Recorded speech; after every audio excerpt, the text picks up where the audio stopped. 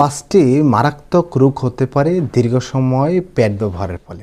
1 নম্বর urinary track infection. পেটে জমে থাকা রক্ত এবং জীবাণু খুব সহজে মূত্রথলিতে প্রবেশ করে প্রস্রাবে জ্বালা পোড়া, দুর্গন্ধযুক্ত প্রস্রাব এবং তলপেটে ব্যথা হতে পারে। 2 নম্বর ভ্যাজানাল ইনফেকশন এবং চুলকানি। দুর্গন্ধ, চুলকানি, লালচে ভাব হতে পারে। অনেক সময় ব্যাকটেরিয়াল ভ্যাজানাইটিস বা ক্যানিডিয়াসিস ছত্রাকের মতো রোগও কিন্তু হতে পারে। 3 নম্বর র্যাশ এবং অ্যালার্জি। দীর্ঘ সময় ভেজা পেট পরে থাকলে ঘাম এবং ঘষার কারণে এই জায়গায় র্যাশ হতে পারে, ফুসুরি হতে পারে, ছোট ছোট অ্যালার্জিক র্যাশ গোটা হতে পারে। অনেক সস্তা এবং সুগন্ধযুক্ত পেট পড়লে অনেক অ্যালার্জি বা একজিমার মতো রোগও কিন্তু হতে পারে। 4 নম্বর সার্ভাইকাল ইনফেকশন এবং জরায়ু সংক্রমণ। পেটে জমে থাকা জীবাণু জরায়ু এবং সার্ভিক্সে ইনফেকশন করতে পারে, যা পরবর্তী সময় পিআইডি বা পেলভিক ইনফ্ল্যামেটরি ডিজিজ হতে পারে, যা ভবিষ্যতে বন্ধ্যাত্বের ঝুঁকি অনেকাংশে বৃদ্ধি করে। 5 নম্বর টক্সিক শক সিমটম।